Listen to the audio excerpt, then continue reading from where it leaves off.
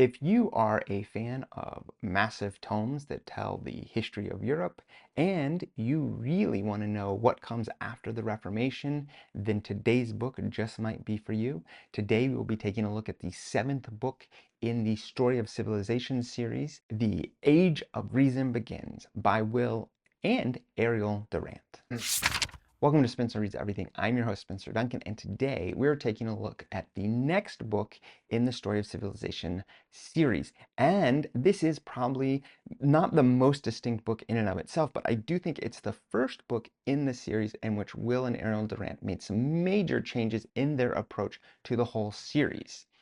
I apologize if you are wondering why I look like I'm in some white void somewhere. I am on campus and I'm recording this in between lectures, and I, of course, am just in some classroom. So just imagine a bunch of books behind me, especially if you could, the Story of Civilization series that is usually right here, right behind me, and just consider all those massive tomes. The first one that has both Will and Ariel as authors is going to be this one right here, the seventh one. And it is one where, for the first time in this series, the trajectory is definitely much more up to them. Because I've said this before, but when you're telling the history of Europe, there are just certain stages you have to teach. There's no way you can teach the history of Europe without having a book on the Renaissance and a book on the Reformation. This one is one in which they are making a lot of choices, and they are not just calling it a book on the Enlightenment, but they're calling it the origins of the Enlightenment, because really the next couple books continue with that concept of the Enlightenment. And for that reason, it really shows that this is Will's specialty. Don't forget that he, as a philosopher, is very much interested in the philosophers of Europe. And this right here is where we really get a huge boost. And you can see it because of how much he is invested in this particular time period.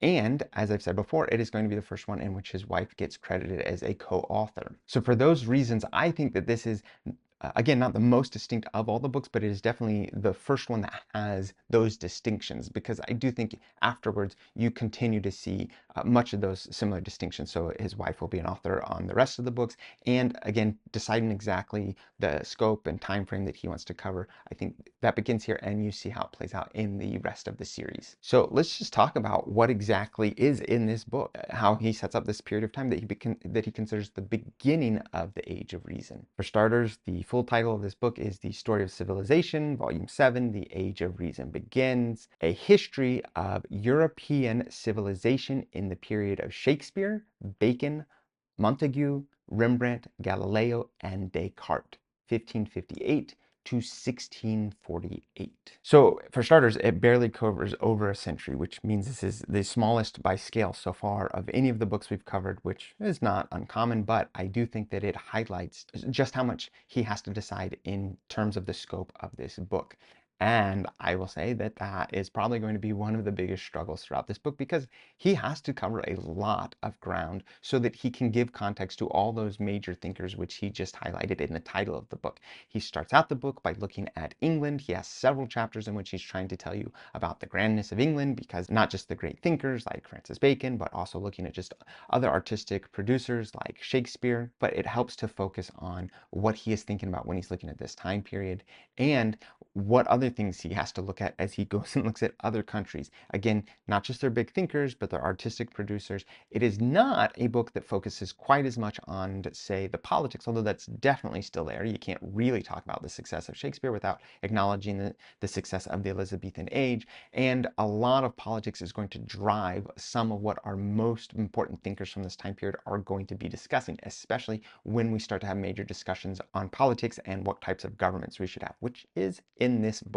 So that first whole book takes a look at England, like I said, all its different luminaries and some of the politics to help understand them, and the rise of the Stuarts, and all of that is part of the first book. The second book is a little more disparate. It looks at a bunch of different territories, trying to, again, get an idea of what exactly the political scene is at this time period. So you have a look at Italy, you have a look at Spain, you have a look at France. Spain, you spend a fair amount of time on, because this is actually going to be the golden age of Spain, with the major resources and wealth that it gets from its colonies. But then, of course, he's going to move on and take a look at the Netherlands and other areas that are going to become much more important in global trade. He talks about the rise of the North. This is, of course, going to be a discussion of Scandinavia and other Nordic countries that are going to suddenly become much more relevant economically speaking and on a larger scale. And as usual, he does try to give a little more context by a discussion of the Islamic world, which is one of the strengths, I'd say, of almost all of his books up to this point, because it is really hard to understand and appreciate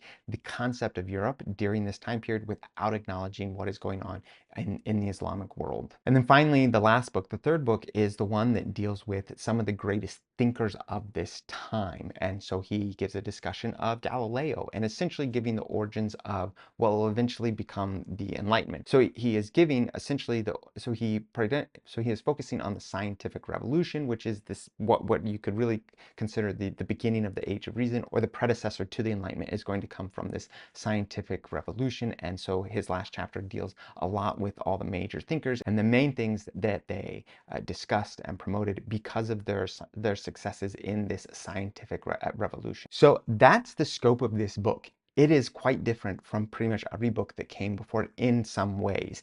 And it is still by Will Durant. So it is still going to be full of little biographies. It's going to be full of attempts to try and give you some contextualization of how individuals lived, what was social class like, what was everyday life like, what were the economics of the time period. He is trying to give you a really broad picture, but of course his focus on this book is going to be the big thinkers, and that's going to be what really makes him shine, because as a philosopher himself, he is able to discuss and distill a lot of the most important individuals in European history in a relatively short book for him. This one is under 650 pages, so much smaller than the Reformation. And for that reason, I think that his editorial decisions are much more on display in this book. So who is this book for?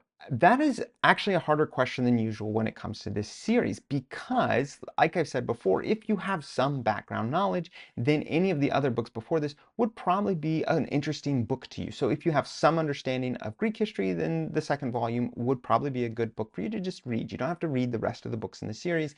If you have some understanding of medieval Europe, his massive volume, The Age of Faith, Volume 4, would also be a good book for you to pick up and just find more information in there that even if you read it once, going over it again is still going to help you, because it's over 1,000 pages. This one, not so easy. There are certain subjects he touches upon that he covers well that you could certainly be drawn to this book for, but otherwise it is really hard to explain who exactly would be interested in this book. Maybe if you're interested in the origins of the scientific revolution, this could appeal to you. Or if you're interested in those specific time periods in, say, English history or Spanish history. But again, we're only looking at about a century, so you would have to have a pretty narrow scope and a reason for being interested just in that narrow scope. I would say if you are interested in philosophy and you know that that's a strong point of his, then you will definitely be interested in this book. But again, it would be individuals and specific philosophers that you would want to have in mind before you took a look at this book. For that reason, I'm not going to tell people that you have to go back and read all of the other books before this if you haven't read this one. But I would say if you're like me and you are trying to make your way through this series, this is going to be the one book where you say, well, I read it because it was part of the series and I needed it to get to the next stage. That does not mean I didn't enjoy it. It just means that it's a lot harder to give a concise explanation of what exactly this specific book was trying to accomplish. But that's one of the consequences of trying to tell a massive history of Europe. And so for that reason, I would have to say that it is mostly going to be recommended for people that are interested in this series already, or people that know for a fact that this right here is the time period that they're interested in, and they'd have to know which area they're interested in so that they could find it in this book. Otherwise, you might be a little confused as to why this book might appeal to you. So who wouldn't I recommend this for? Well, anyone that's not looking to engage with this time period or this subject matter. And that's going to be most people. You're looking, again, at a very specific time period that if this is not already a subject of interest to you, you might have a hard time fully understanding what's going on. That being said, there are enough big names that alone could still draw you in. And it's Will Durant. So his writing is a very clear and interesting way of writing, a little flowery at times, but It definitely is full of interesting stories, and it's full of primary sources. That's one of his strengths, is that he's constantly quoting from primary sources, and it just makes it a very interesting read. You just are going to have to constantly ask yourself, okay, what time am I talking about, and why exactly am I talking about this, to appreciate each section of the book. But if you're willing to do that, I do think you can still appreciate this book. Of course, I'm interested in what everyone else has to say about this book. Please let me know in the comments. If you have an opinion on this book specifically, how it fits into the larger Story of Civilization series, or if you have some other thought on the works of Will and Ariel Durant, then please let me know. Don't forget to like, subscribe, turn on those notifications, and until next time, keep those pages turning.